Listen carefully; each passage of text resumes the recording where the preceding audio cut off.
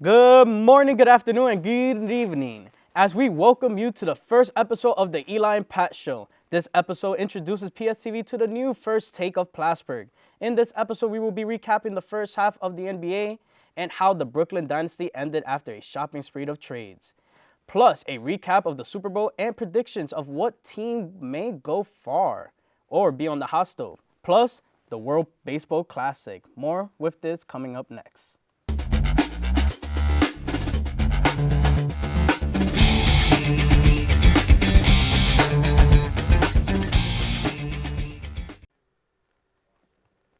Welcome, ladies and gentlemen, to the first episode of the Eli and Pat Show. My name is Elazar Perez with my co-host Patrick Pfeiffer and Benny. What's good, everyone? I'm Benny Nazai. I'm going to try my hardest to keep these two in check because I know for a fact there's going to be some very feisty debates going on in this show. But you boys ready? Yeah, we're ready. I'm ready, Benny. And as you've seen from our pregame show, it's the typical duo right here.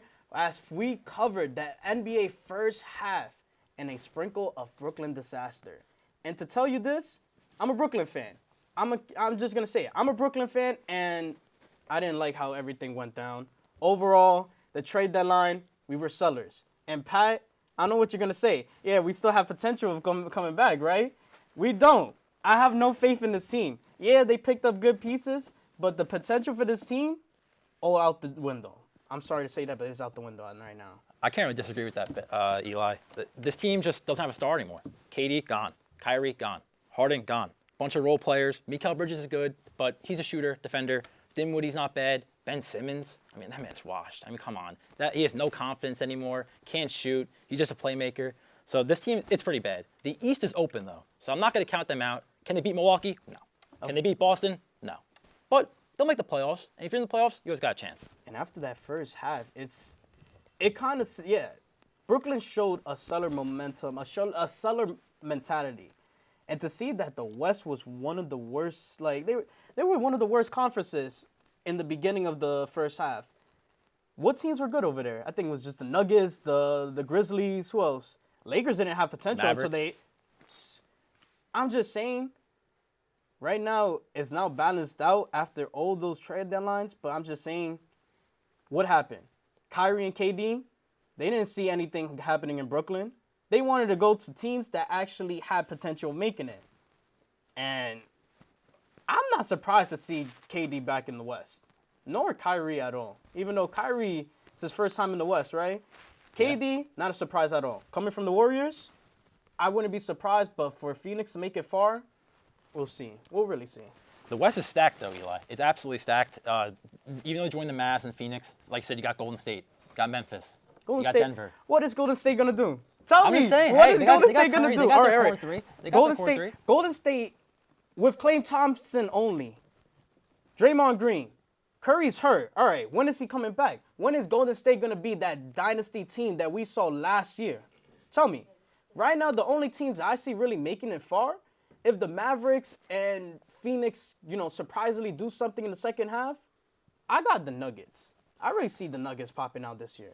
Jokic might win his third MVP, but you're missing the point. The West is stacked compared to the East. It really is. After Boston and Milwaukee, what do you got? Miami? What have they done? Who do they have right now? Kyle Lowry? It's a bust of a free agent pick. The East stinks. KD and Kyrie. The East stinks. The Nets lost. No. The Nets lost a great chance to win a championship the East in the stinks? East. You're telling me the East stinks right now? Yes. The East stinks? Boston. Tatum, how he's been performing this season, you're telling me that the East stink? I said those teams are great. Tatum is carrying the East right now. What does the West have except KD and Kyrie on two different teams? They're not even teammates anymore. They're on two separate teams. What are you going to do? Tell me. If I may actually, get into this, obviously, if we're obviously focusing on the Brooklyn Nets themselves, with Kyrie, James Harden, who was obviously last season, and Kevin Durant, many people are really considering this to be one of the biggest blunders in NBA history. I mean, these three only played 16 games together. And of course, you can talk about injuries. You can talk about, Kyrie Irving refusing to get the COVID vaccine. Which,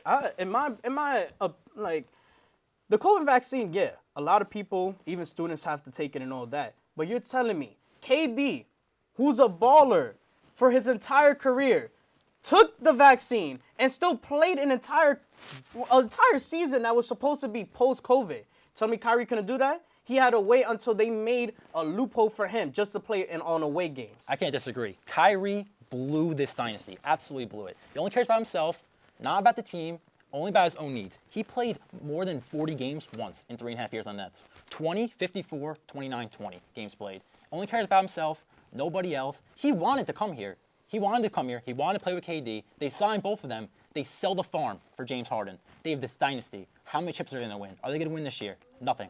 KD, gone. Kyrie, gone. He's a head case. Great player, great talent. We know how good of a guard he is. Head case. Whether it was in Cleveland, whether it was in Boston, whether it was in Brooklyn. Same thing is probably going to happen in Dallas now. He was a head case, and he's the reason why this happened. He's going to be Dallas' headache right now. I'm just going to say it. Well, now you have Harden in Philly. You got KD, obviously, in Phoenix. And now you got Kyrie in Dallas. You know, this trio all taking their separate ways now. Where do you see all three of these guys going? Philly, Harden's not getting anywhere with Philly. At the end of the day, I'll say Embiid goes somewhere else if Philly doesn't give the extension. And after that, KD, he's going to end his career somewhere else. Kyrie, we'll see if he gets the extension. I really don't know. Kyrie and KD are good players, but we just got to see where they get the extension and if they're willing to be committed to a franchise. So, as we finish off the first segment here, coming up, we'll recap the Super Bowl and some notable free agents that could go elsewhere. Plus, a look at Patrick Mahomes' future. All of this after these short messages. Have you ever had a main character moment?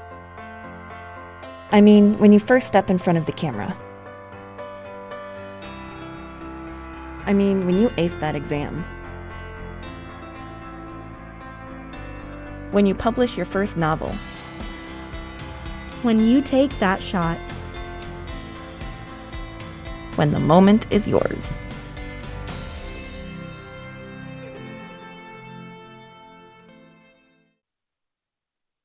Welcome back. We just had a great debate with NBA, but let's switch gears to football. As we look back at what went down this Super Bowl Sunday and see what teams will be on the hot stove this offseason, let's focus on the big game that happened on Sunday.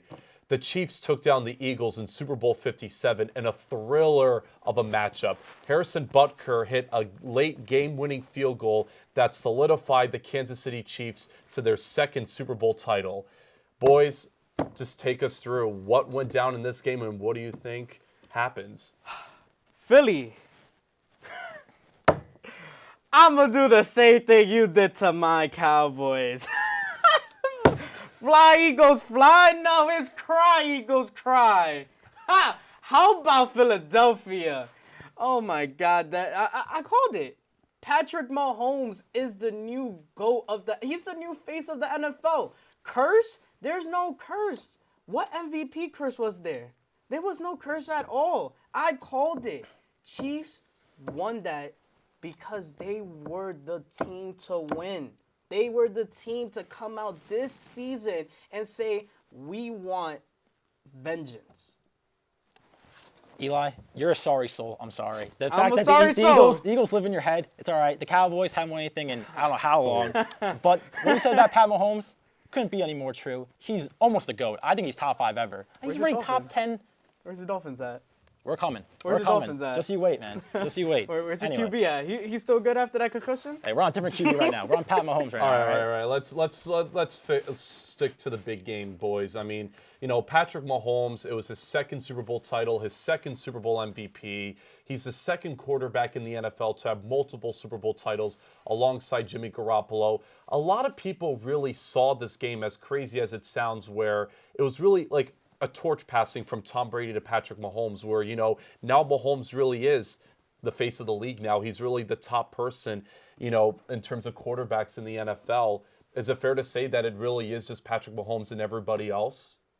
I can say that Patrick Mahomes right now in this league, he's going to dominate. Overall, he has proven like many people wrong. Even an injury that he sustained on that game, he still played it out. And just to win it too, like the game was close and he still went out there to win the game. Like what QB can do that?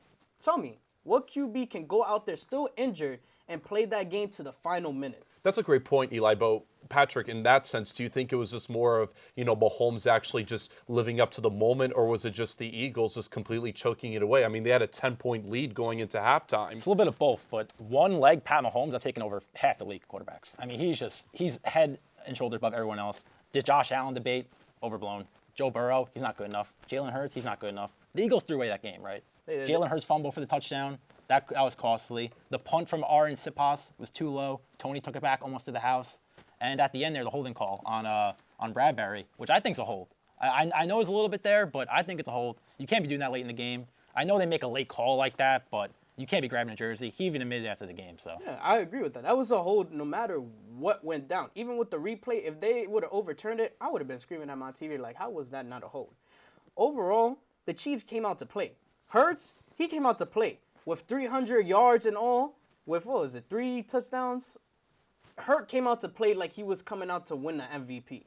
And I give it. Philadelphia could have won it, but against the Chiefs' defense and offense, the Chiefs came up on top, and I can say they were superior to any other team out there. Yeah, well, let's stick to the Eagles for a moment here because, they had a terrific season, a very, breakthrough season, obviously. They really defied a lot of expectations for many people. Not a lot of people saw them going to the Super Bowl, but they did. But, however, they did lose a very, tough game, obviously. And, going forward from here, they lost both of their coordinators on offense and defense. I mean, what do we expect to see the Philadelphia Eagles? Are we going to see some type of Super Bowl appearance hangover? Can they at least, get back to the same level next season? What do you guys think? I think they had the most complete roster in the NFL. Like, not even a question. The Chiefs might have won, but from top to bottom, the Eagles were the best team in the NFL. The trenches, the weapons, the quarterback, the coaching, all so good. But it's going to be tough to keep everybody. When you have such a good team all around, you can't pay everyone. People are going to leave for free agency, get more money, better opportunities. So it's going to be tough to keep the same team, but they're good. They got a good core, great head coach in Sirianni. Hurts is obviously awesome, great weapons. So they'll be around for a while. I think they were going to go out there. They're going to go out there, really rebuild their coaching staffs. They're going to really go out there to improve their team. Yeah, they're going to still be a good team at the end of the day. Can they go against their division? Of course. If the Cowboys or the Giants or if Washington can't really stack up on their teams, Philly's going to dominate that division for a while. And I feel like Philly has, Super Bowl hangover. That's nothing really. The Chiefs had that. They came over it and they won another Super Bowl. So Philly to have that is non-existent. Like I said, with the MVP curse, there's no curse that nobody can overcome. Mahomes proved everybody wrong.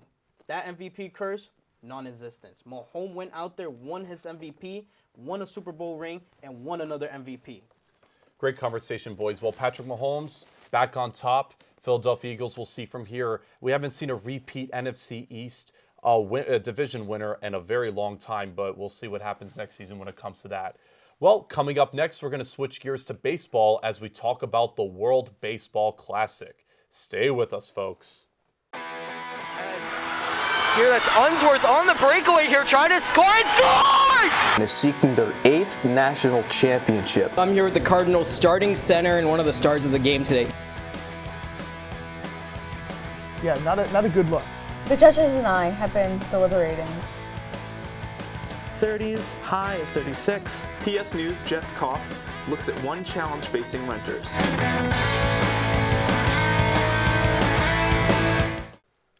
Welcome back, everyone. It's time for our final debate topic. Only 14 days left until the tournament begins, and many people expect Team USA to repeat for the World Baseball Classic. But we got a very, very passionate Dominican Republic fan here. Eli. Straight from the campos of Santo Domingo, vino este bandera. Yo, I'm telling you this. Team DR, a 2017 momentum, just to get knocked out by Team USA and to come back stacked this season, it's over. March 7 is where it all begins. Team DR is coming back for vengeance against Team USA. Stop. Yes. Pat, USA going to this tourney with one of their strongest rosters ever. Pat. DR is great. What do DR, they have? Who do they have? A great lineup Okay. of veterans, silver All right. sluggers, MVP candidates everywhere. A great right. rotation. Okay. Look, DR, great lineup. Pitching, batting, everything. All right. US got the experience, man. U.S. Clayton got Kershaw, experience? Really? Lance Lynn, Uh-huh. Brooks Raley. Where's Clayton Kershaw going this year? He's got experience, man. All right. Where's Mike fine. Trout going this year? Mike Trout, one of the best players All of the right. past decade Can't- of all all right. time. He's on U.S. Team DR has the most stacked lineup right now. Team DR had a momentum that you guys ruined because Andrew Jones decided to jump over that fence and catch a home run that would have been gone. Manny Machado wants vengeance. He wants a ring to take back to DR. And I'm saying it right now, after waiting so many years, it is Dominican Republic's time to shine. We came out of a good Caribbean series back home, and we came out of a good Winter Classic back at home. And it's time to take over the South in the United States where you guys won your title. Yep, I'm calling it. It don't matter, man. It feels. It doesn't matter. It feels good. It feels good to bring this here because I know Team USA in the poll that they're in right now is not getting anywhere. Y'all can get through that, but once y'all face us, it's over. Manny Machado's hungry. Tatis is hungry. Who else is hungry? Juan Soto is hungry. You know who else is hungry? Vladdy. You hear that? Vladdy. Tatis hasn't even played baseball in like over a year. Get out of here. Get out of here. Wait. Who was the one that made baseball so much more exciting again? Who said let the kids play? Tatis, right? Forget about what happened in the past with Tatis. He's coming back for one thing, to make a statement, and that's to say that he's still the best player out there. Are you sure right anyone on now. that team even likes Tatis? I mean, I'm pretty his sure. relationship with all the Padres I'm is just pretty diminished. sure. No one pretty likes sure. him. He's all about himself. The PED's gone for a year. They could have used him last playoff run, lost to the Phillies. The U.S. is just so stacked from top to bottom. And like you said, the DR's been waiting a couple of years to win, but they're going to have to keep waiting, my man. I just don't see the U.S. losing. Too much experience. That's the difference. I think Too much DR experience? might have more raw talent. They got Christian Javier, Diego Castillo, Johnny Cueto in the rotation. Obviously, the bats are great, but the U.S. has experience. That's what you need in these games. These games aren't easy. Experience is not even a word. Y'all had luck. Luck was it. DR has had more experience than Team USA has in the chip. How do you figure that? How I figured that? Yeah. I've been watching the World Baseball Classic since they came out. I've been repping my country since they came into qualifications into this. Team USA only has a bunch of guys who's a doorstep away from retirement. Clayton Kershaw, he's done.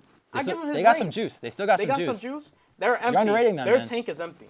Pete Alonso, Paul Goldschmidt. I mean, we got so much power. Is Mookie it because Betts, no? Mike Is it- Trout, Pete Kyle Alonso is a Schwarber. Met. What has he done?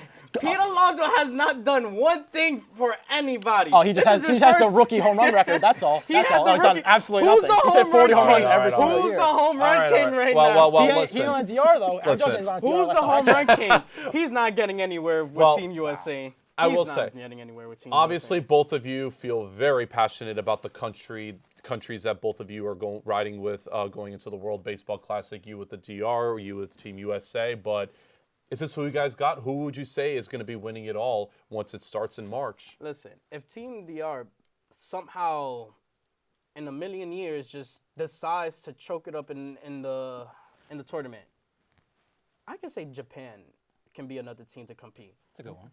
Shohei Ohtani showing that he came from Japan as a two-way player. We haven't seen that in a while. So since Ruth's time, I would want to see Shohei really go all out in the World Baseball Classic. Yeah, I think my sleeper team is Korea actually. Really? Paul DeJong up the middle, or Tommy Edman up the middle with Hong Song Kim. It's pretty good defense. But Puerto Rico, that's a good team too. You got Lindor, Baez, Correa. I don't think Correa's playing. I think he is having his baby, but it's gonna be U.S. man. It's inevitable. I think. We saw in 2017. We're gonna see it again in 2023. Yeah, sure we are. Well, it's going to be interesting. The World Baseball Classic will start on Tuesday, March 7th, 2023, and will last until March 21st, and it will be all over the Fox networks. Well, that's all the time that we have. Thank you so much for watching. To stay up to date with the Eli and Pat Show and more shows like this, subscribe to the Plattsburgh State TV YouTube and all of our social media. Until then, thank you for joining. I'm Benny Nazai. I'm Elazar Perez. And I'm Patrick Pfeiffer. Have a good one, everyone.